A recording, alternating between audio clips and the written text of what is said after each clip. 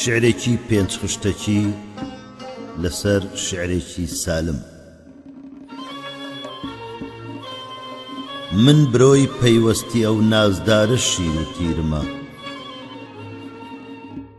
پرچی لول و زولفی ئاڵۆز کۆتە و زنجیرمە.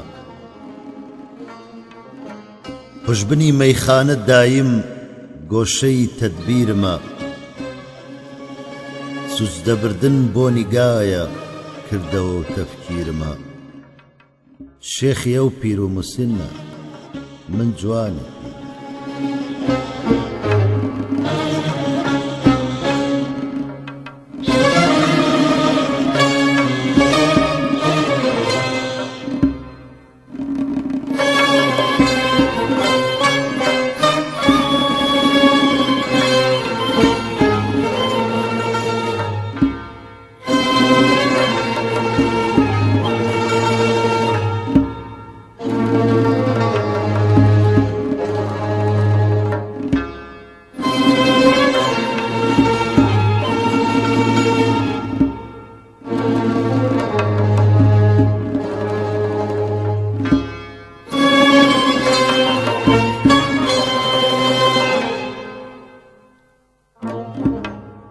دیسان پێنج خشتەکیەک لەسەر شعرێکی سالم.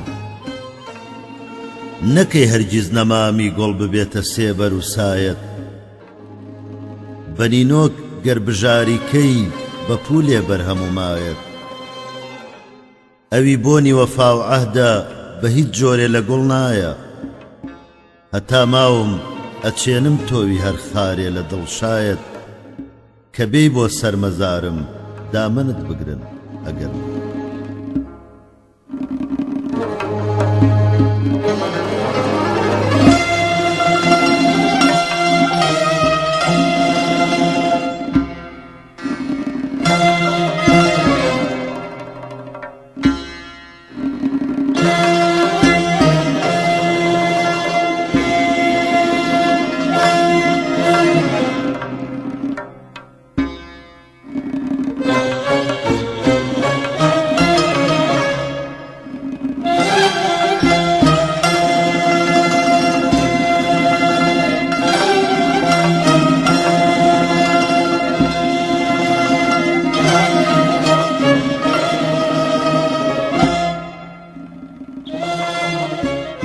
سکاڵایەکی کورت.